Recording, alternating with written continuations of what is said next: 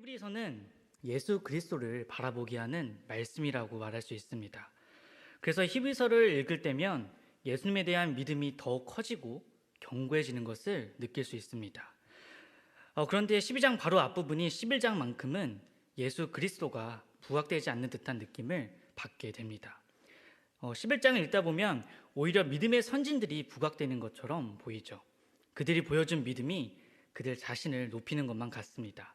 그 시작에 아벨이 있고 끝은 이름 없는 믿는 자들이죠.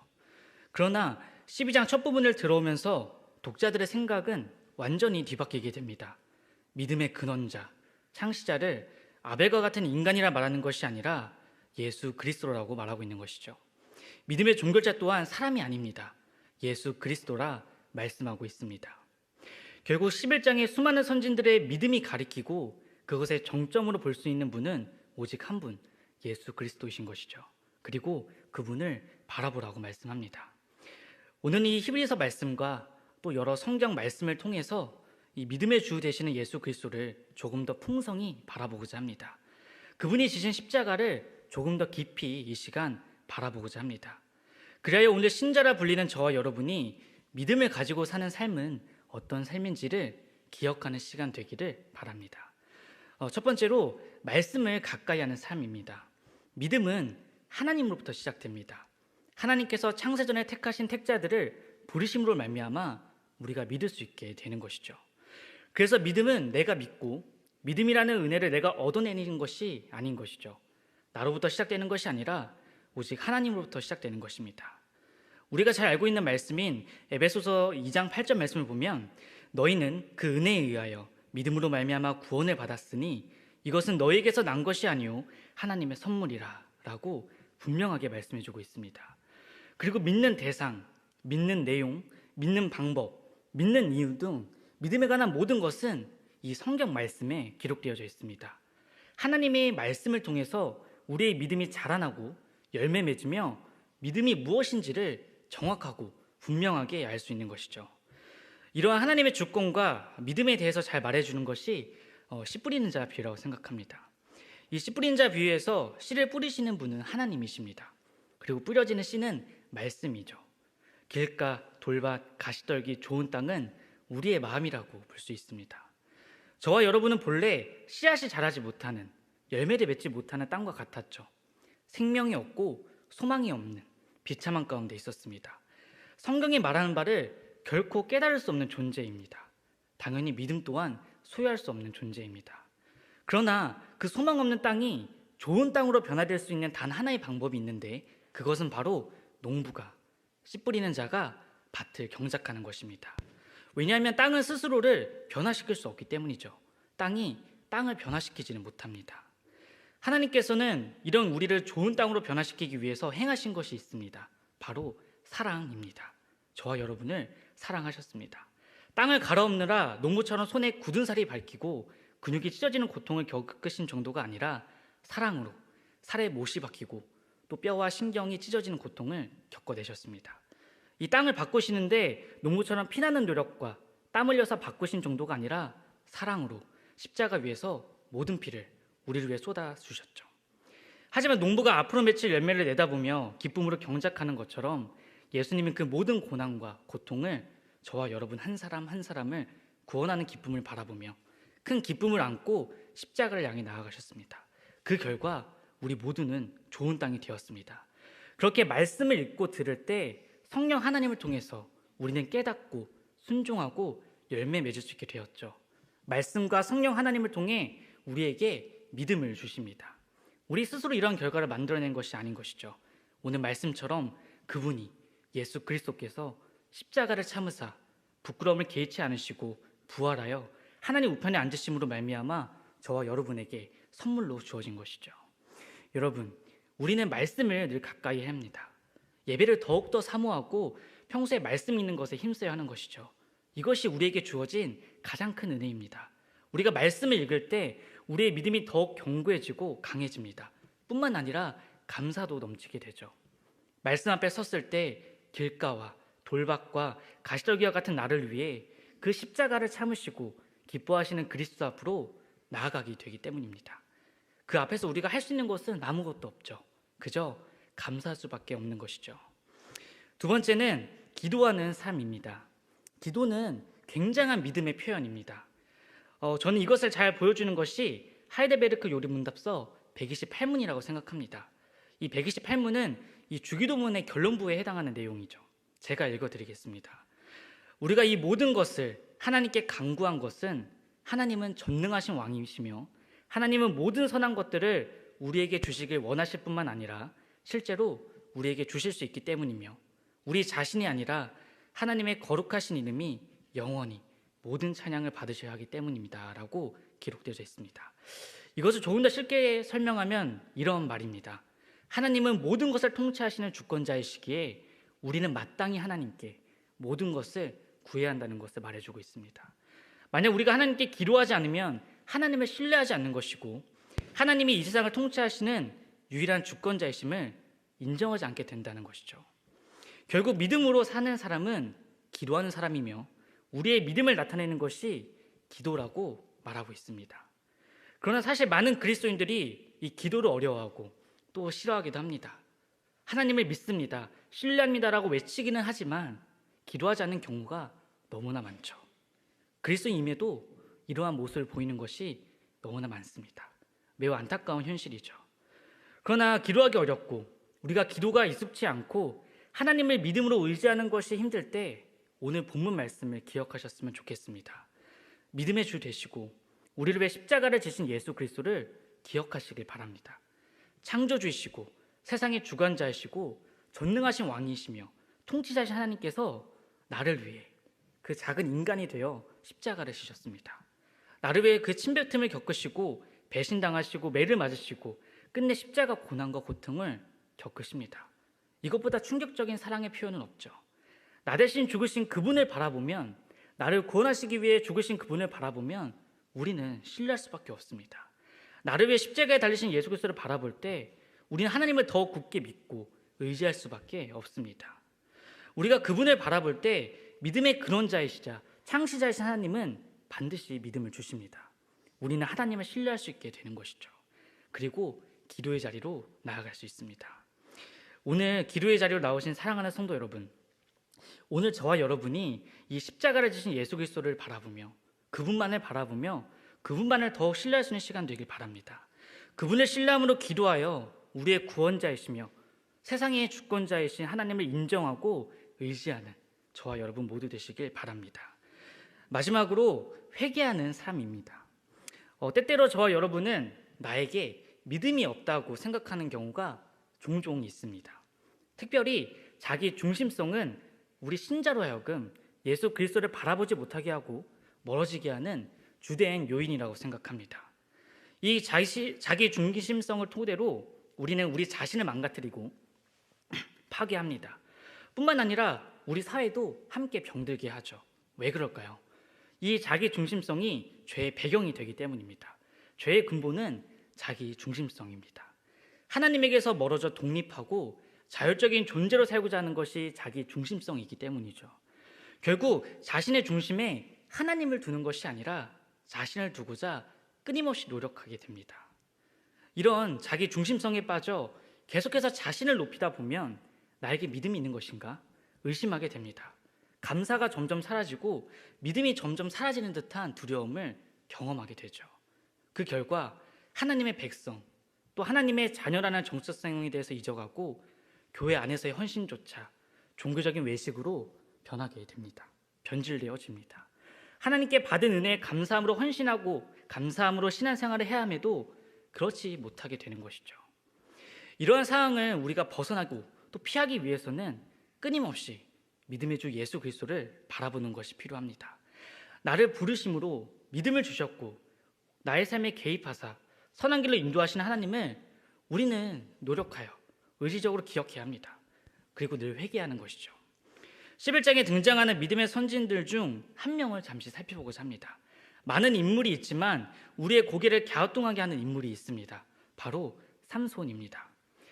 삼손에 대한 관점은 학자마다 다르지만 제가 볼 때 삼손은 자기 중심성의 최고봉에 오른 인물입니다. 최악의 시대 가운데 최악의 사사인 것이죠.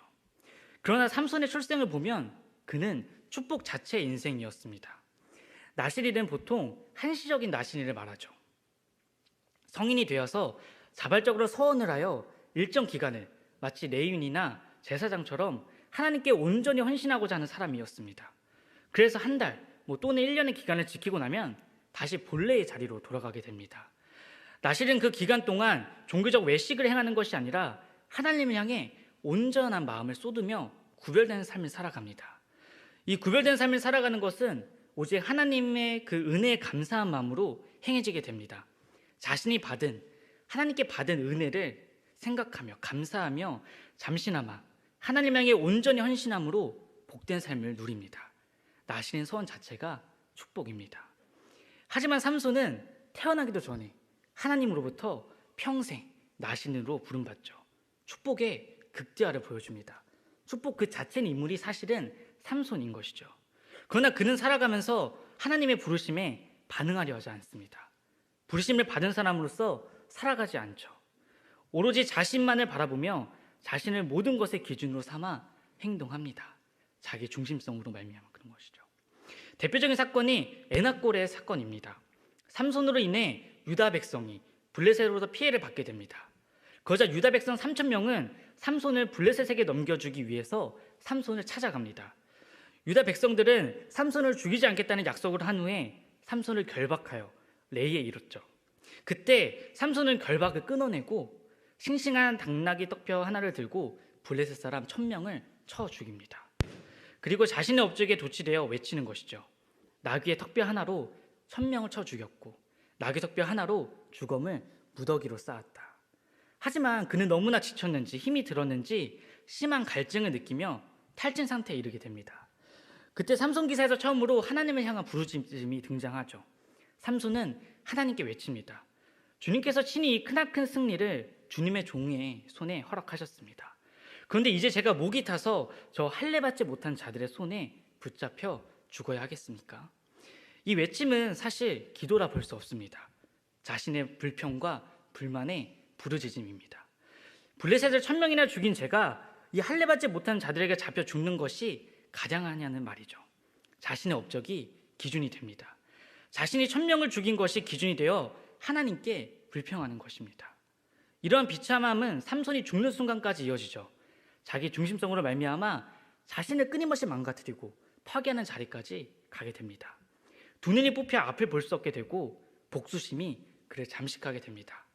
과거에 자신이 이뤘던 업적에 비해 그 영광에 비해 초라하고 비참한 현실을 도저히 견디지 못합니다.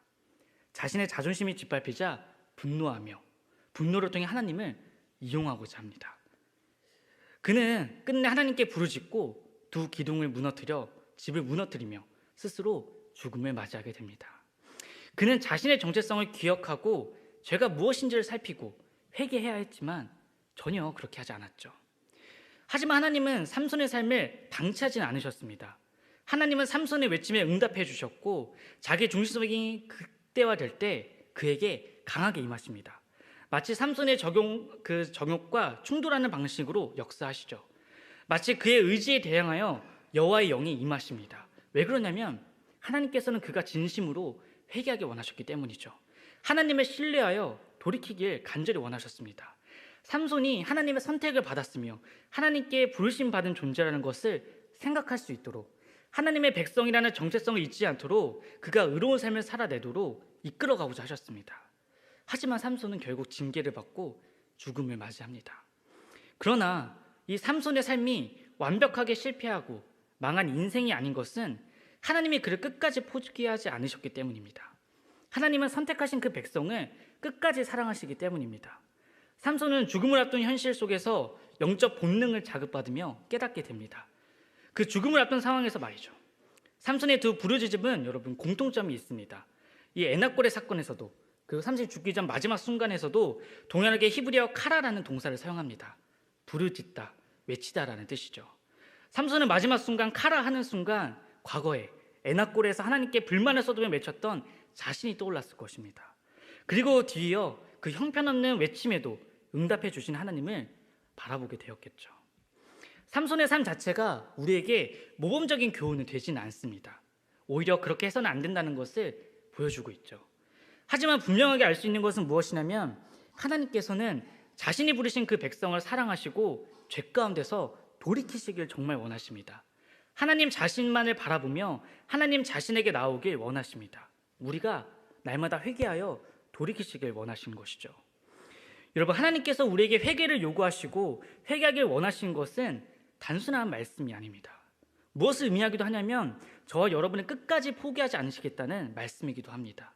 우리를 끝까지 사랑하시겠다는 말씀이기도 한 것이죠. 만약 하나님께서 죄로 인해서 우리를 포기하시고 또 사랑을 취소하시고 선택함이 뒤바뀌고 구원이 없어진다면 우리는 결코 하나님 앞에 나아가 회개조차 할 수 없을 것입니다. 감히 공의 하나님 앞에 나아갈 수 없겠죠. 그리고 만약 우리가 돌이키지 않는다면 징계하십니다. 그리고 이것은 사랑이라고 말씀하죠. 엄청난 사랑입니다.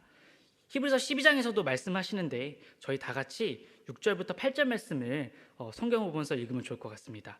히브리서 12장 6절부터 8절 말씀인데 저희 한 목소리로 읽도록 하겠습니다. 시작. 주께서 그 사랑하시는 자를 징계하시고 그가 받아들이시는 아들마다 책짓질하심이라 하였으니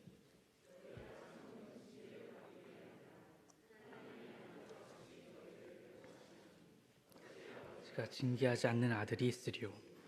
징계는 다 받는 것이거늘 너에게 없으면 사생자요 친아들이 아니니라. 이 말씀을 이 헬라어 원문으로 보면 징계라는 단어는 훈육 또는 양육, 가르침입니다. 우리의 믿음이 더욱 견고해지고 우리를 유익을 위하여서 양육하시는 것이죠.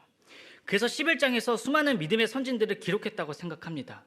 오늘 우리는 삼손이라는 인물만을 살펴보았지만 다른 믿음의 선진들을 볼 때 독자들은 그들의 연약함, 그들의 부족함, 그들의 죄, 그들이 넘어지게 된 사건도 함께 떠올리게 되죠. 우리도 그들을 보며 경계하는 것이 필요합니다. 그러나 그들 모두가 증거하는 바가 무엇입니까? 믿음의 근원자요, 종결자이신 예수 그리스도이시죠. 그들은 우리와 다르지 않았다는 것입니다. 그들도 오늘 우리처럼 흔들리고 넘어지고 고난을 당하기도 하였지만 그들이 믿음으로 살아낼 수 있었고 끝내 믿음을 소유할 수 있었던 이유는 오직 예수 그리스도 한 분입니다. 우리는 이 사실을 기억하면서 그 믿음의 경주를 해나가는 것이죠. 그리고 그러기 위해서는 늘 회개하는 삶을 살아내야 합니다. 회개는 예수 그리스도를 바라보는 것을 시작하여 예수 그리스도를 나의 구주로 인정하고 영접하고 의지하는 것을 필요로 합니다. 회개를 통해 우리는 우리의 믿음을 고백하는 것과 같은 것이기도 하죠. 그래서 믿음으로 사는 삶은 믿음의 주, 이 예수 그리스도를 바라보며 회개하는 삶이라고 또 말할 수 있습니다. 이제 말씀을 맺겠습니다.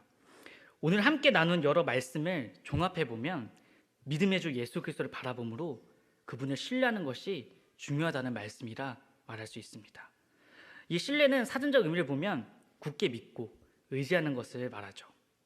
우리에게 믿음을 허락하심으로 말미암아 말씀을 통해 우리는 하나님을 더욱 신뢰하게 됩니다. 그리고 그 사실 자체로 우리는 감사하게 되죠. 또한 우리는 예수님을 신뢰하여 기도합니다. 뿐만 아니라 기도함으로 신뢰가 더 커지기도 됩니다. 회개는 우리의 믿음과 신뢰를 고백하는 것 같다고 말씀드렸죠. 회개할 때 예수 그리스도를 더욱 바라보고 신뢰하게 되는 은혜도 경험하게 되죠. 이것이 십자가의 능력이라 생각합니다. 하나님의 사랑의 능력이죠.